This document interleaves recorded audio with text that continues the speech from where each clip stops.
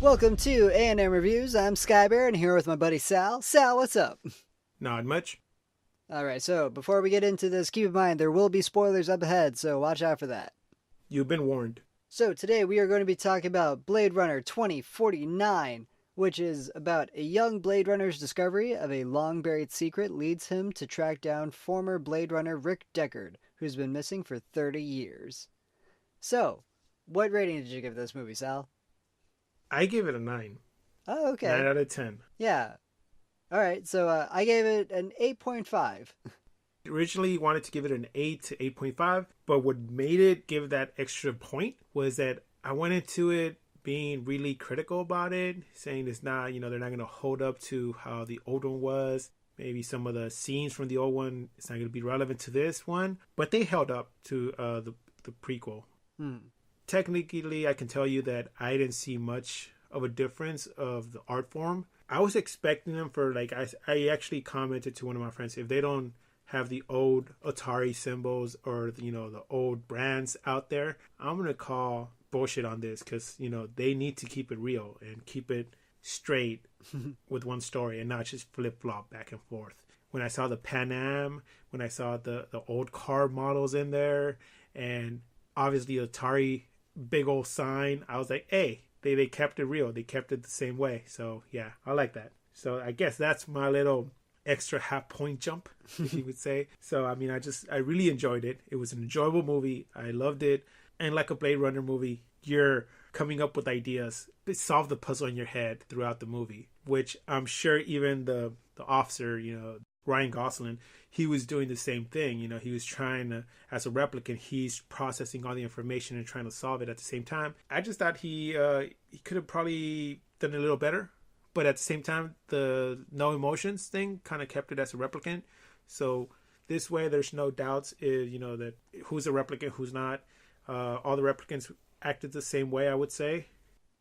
Yeah, and I'm kind of glad that with Harrison Ford's character that they still don't answer if he's a replicant or not. Yeah, and then here's the thing. There was an interview way long ago that he still says that his character's not a replicant. Right, and then Ridley Scott's the one who's like, nah, he is. He is. And then they're not seeing eye to eye on it. I feel like they're just like fucking with the fans. Like that's all it is. It's just like, yeah, we both know the answer, but let's fuck with people. Yes, I want to believe that. All the acting was really well done, especially the character Joy. Oh yeah, that actress. That actress was amazing. Yeah, Arna de Armas. I hope I am pronouncing that correctly.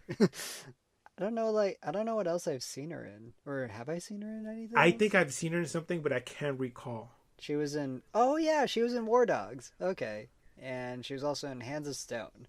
But I think I was like, when I was watching, I'm like, she reminds me that I've seen her somewhere, and I couldn't pinpoint it, but the whole scenery and the whole environment of the movie. Oh my god, the cinematography, Sal, was off the fucking hook, all because of goddamn Roger fucking Deakins. And that's what I'm saying. It's like, it was amazing, like, because you actually felt that you were in the world, and the way they shot it, and it basically, to me, because other movies, the way they shoot, it's like they're focused on one target, but this one was kind of like your peripheral was like stretched out, and that made it even more exciting for me, because I was like looking everywhere in every fucking little corner and cranny, like I'm trying to look at everything, getting really excited. It was amazing. When I went to go see it, I think I was the first person in the theater because I was like there early, so I got the perfect seat kind of thing, and I'm like, I'm going to sit here so I can get a perfect view of everything. But to tell you the truth, it doesn't matter where you sit because the scenery and the shooting of the film was so amazing. Like, it doesn't really matter where you sit, you enjoy it. And hopefully Roger Deakins can win his goddamn Oscar finally. Yes. Dude's been nominated 13 times, Sal. Yeah. Hopefully this is his year. I mean, like, if it gets nominated, it better get nominated, and he better win. No, I think it will. But yeah, man, I don't know what there's really to say about this movie, because, like, for me, like, the acting was great. I love the story, for sure. Yes. Although, for me, just like a little nitpick, I don't know why, I didn't like any of the scenes that had Robin Wright in it. You know, the police captain lady? Yeah. Yeah, I mean... I don't know why. I feel like that was, like, the lull of the movie. and then everything else was cool. Well, I really didn't actually pay attention to her. I guess it's the way I was looking. She was I know that she was the police officer, like, like a powerful figure, but at the same time, I really didn't think her character was important, so I kind of ignored her. She was just there to keep the movie going, kind of thing. I mean, that's why I kind of don't remember most of her scenes.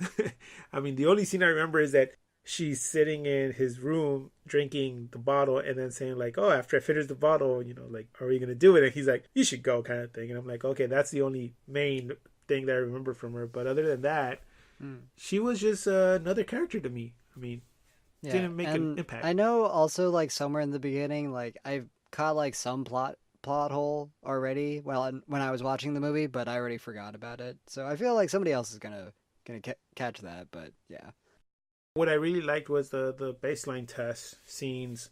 That was like it brought it more into like believing the character was a replicant and saying like, look, this is how we know they're replicants now. Because the old movie kind of like went a little faster for me and didn't explain a lot of things. They left it up to the audience, and I like that aspect. They leave it for the audience to decide what they want to believe. But this one's like, no, we're not gonna leave that open. We're not gonna open up questions anymore. We're basically telling you how it is. Well, that's what I found was interesting about it. Where like the first movie was a way more ambiguous and like more just like the audience has to piece it together for themselves kind of movie. Yeah. Whereas this one, it was more straightforward, but it still had bits and pieces of just like, ooh, what does that mean? I don't know. You got to figure that shit out, man. Yeah, like I mean, before this, I was asking like, what's up with the bees? There's bees. Are they real bees or fake bees? The cop asked about the dog. Is he real? Or it's just like, why don't you ask him? Yeah, and I'm like, that's the whole point. Is like you still have to make up your mind for what you get out of the story, but it does lead you down one road, kind of thing. And from there, it's like, what side of the world do you want to pay attention to? That's up to you. I mean, it's not that big of a leap like the first movie where, there was multiple versions of the movies made just because the ending wasn't clear. This one was more like, look, we're giving you this option and then you decide what part of it you pay attention to. Right. The action scenes, I'd rather say, when they're like escaping from the buildings, they were amazing. I like that. Yeah, those were really cool. I thought those were great. And like, oh, when he beats the shit out of Dave Bautista, holy shit, dude. That was awesome.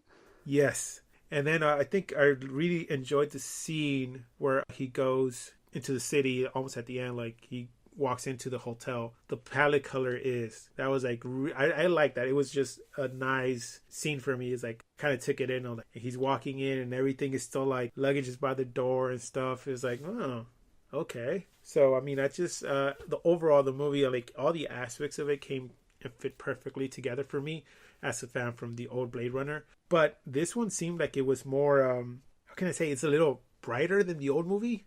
Yeah, well, like the old movies, like a little darker. I mean, not like story-wise, but the scenery and the filming of it was a little darker than this one. Yeah, well, and I think like with this movie, they were trying to expand the viewpoint because a lot of, Blade Runner is actually just on the street level. Like, you don't really get to go that much around Los Angeles or wherever else is around. And then, like, in this one, you get a little more world exploring. Because the old one was basically going through city to office, back to the city, into another building kind of thing. It didn't really, like you said, venture out. And once again, Sal, the cinematography. Oh my fucking god. That's what made the movie. I mean, for me, that's what really made the movie. It captures you right off the bat. Like the opening, when he's flying in. Anytime it's an overshot or something, it just like exposes you to the whole world, and the cinematography is just there to, basically bring it home and be like, there you go. And it wows you. I mean, for me, it just wowed me. I don't know about other fans who just went to, on a date or something, but I want to believe that other people, when they saw that, it connected with them and they enjoyed that aspect of it. Yeah. And, did you, just to like, jump around, I guess, did you watch the 3 short films on YouTube? I didn't before, but then I did after the movie. So, yeah, I did too. I know that a lot of people saw the short before, but I wanted to basically watch the movie and then watch the films after, so I can basically be like, now that makes sense. I wanted to see it in the raw, basically, like, right, exactly. not be exposed to it before. So I don't know what order they wanted us to watch it, but that's the order I watched it. I watched it afterwards. Yeah. I feel like you can watch the short films if you want to. Like, there's it answers like a couple questions that might be lingering after watching 2049, but they're not necessary.